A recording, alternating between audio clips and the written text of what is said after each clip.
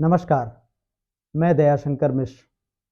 कुंभ में अब तक 30 श्रद्धालुओं की भगदड़ में मौत की खबर है। हजारों लोग लापता हैं, लेकिन सरकार कुछ नहीं बोलती। सरकार की तरफ से आधिकारिक रूप से कोई प्रेस कॉन्फ्रेंस करके इसकी जानकारी नहीं दी गई। लोकतंत्र में जनता की सरकार होती है। जो चुने हुए प्रतिनिधि हैं वो सेवक हैं। आपको याद होगा ना, प्रधानमंत्री नरेंद्र मोदी जब पहली बार प्रधानमंत्री बने थे तो खुद को प्रधान सेवक कहते थे। अपने भाषणों में वह लगातार दोहराते रहे हैं कि जनता मालिक है और वो सेवक हैं। तो सेवक का काम जनता को जवाब देना है। जनता जब सवाल पूछे तो उस पर चुप्पी लोकतंत्र का अपमान है। उस जनता का अपमान है जिसने लगातार तीसरी बार आपको प्रधानमंत्री बनाया है। प्रधानमंत्री नरेंद्र मोदी की तरफ से कुंभ में हुई इस त्रासदी पर, इस इतनी बड़ी दुर्घटना पर कोई बयान नहीं आया। क्या ट्विटर आम जनता तक पहुंचता है? आप एक ट्वीट कर देते हैं, लेकिन आप एक राष्ट्र के नाम संबोधन नहीं कर सकते। आप एक प्रेस कॉन्फ्रेंस नहीं कर सकते। आपके मंत्री प्रेस कॉन्फ्रेंस नहीं कर सकते। उत्तर प्रदेश के मुख्यमंत्री का काम ही क्या होना चाहिए कि जब इतना बड़ा आयोजन हो रहा है और उसमें इतनी बड़ी गड़बड़ी हुई है तो सामने आकर जिम्मेदारी स्वीकार करें, बताएं कि इतने लोग मारे गए, इतने लोग लापता हैं।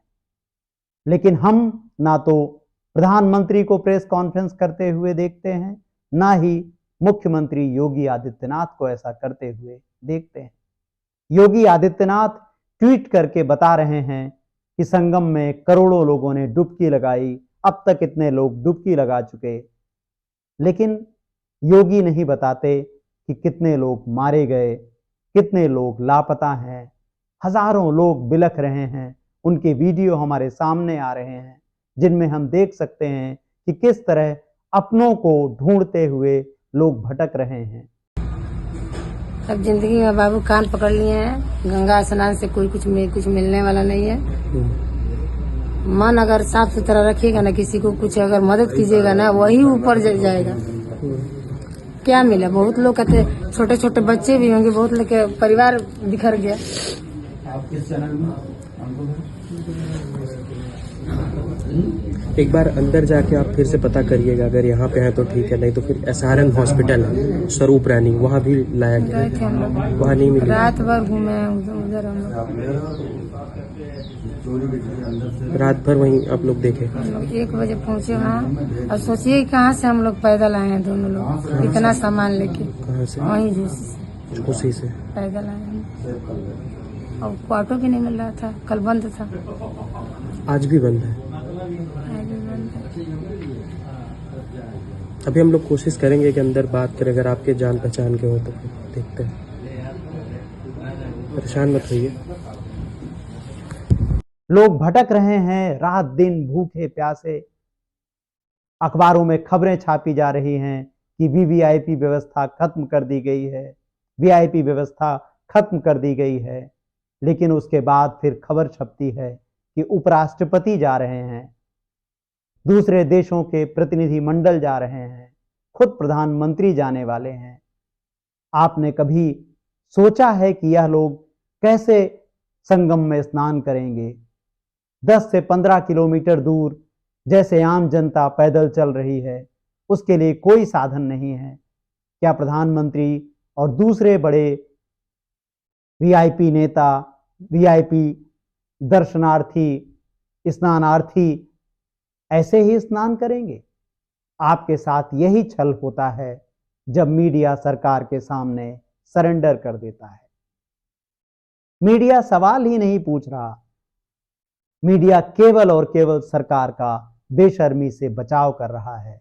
ऐसा लगता है कि जैसे मीडिया ने अपने सारे मूल्यों को, विचारों को संगम में बहा दिया है और केवल सरकार की प्रार्थना कर रहा है।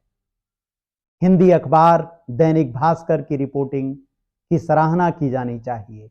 दैनिक भास्कर ने पहले दिन से अब तक सरकार से सवाल करती हुई खबरें पूछी हैं।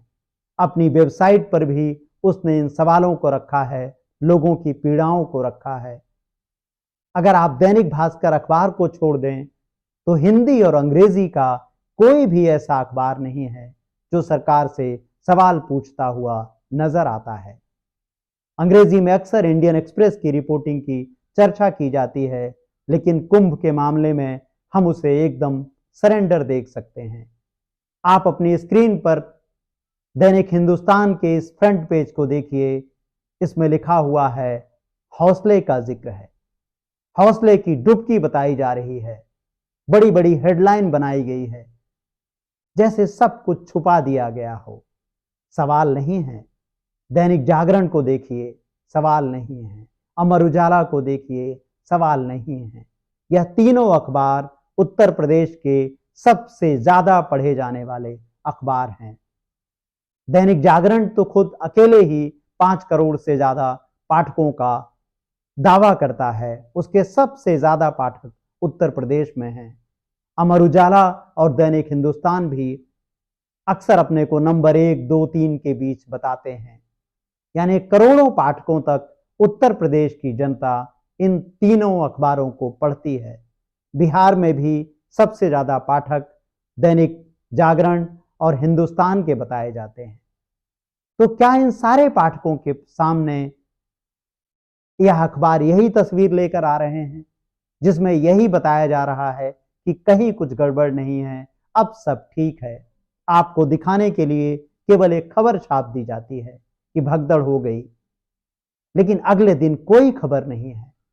अगले दिन सब पर मिट्टी डाल दी गई है, सबको संगम में बहा दिया गया है। इसलिए दैनिक भास्कर का यह काम बेहद महत्वपूर्ण है, जिससे देश के अलग अलग हिस्सों में लोगों के सामने कम से कम सवाल तो आए। दैनिक भास्कर को छोड़कर हिंदी और अंग्रेजी के किसी अखबार ने कोई भी सवाल सरकार के सामने नहीं रखा है। टीवी चैनलों की बात आप छोड़ ही दीजिए। टीवी चैनल लगातार अपना फोकस दिल्ली चुनाव पर कर रहे हैं, मोदी जी की रैलियों पर कर रहे हैं।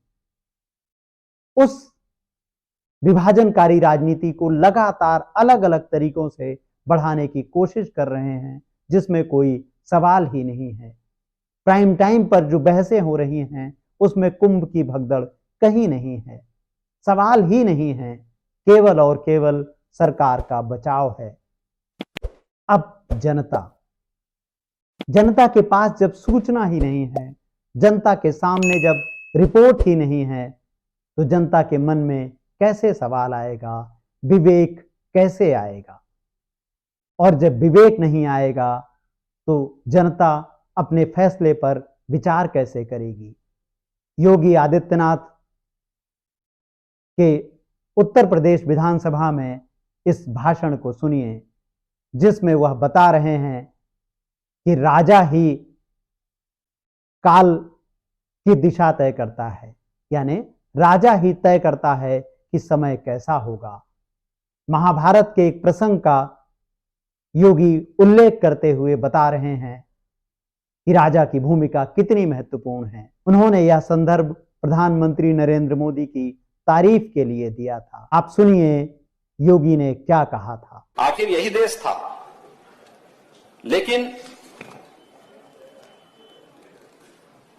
नेतृत्व बदल जाता है तो कैसे नेतृत्व देश की तकदीर को बदल देता है।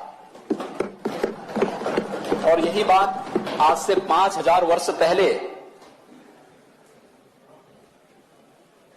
भीष्म पितामह ने युधिष्ठिर से भी कहा था, जब वो सरसैया पर लेटे हुए थे तो युधिष्ठिर उनके पास गए कि पितामह कुछ तो बताइए,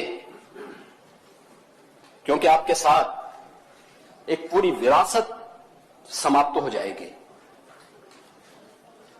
आखिर क्या है? उन्होंने एक बात कही थी, राजा कालस्य कारणम। पूरा श्लोक है, ये शांति पर्व का है। भतौरिया जी नोट कर लेंगे तो अच्छा रहेगा, कभी पढ़ लेना, पढ़ने की आदत डालिए तो अच्छा रहेगा। पेट की पीड़ा दूर हो जाएगी। उन्होंने कहा था, कालो व कारणम राज्यो, राजा व काल कारणम, इति ते संशयो मा भूत, राजा कालस्य कारणम। यानी क्या परिस्थितियां अपने अनुकूल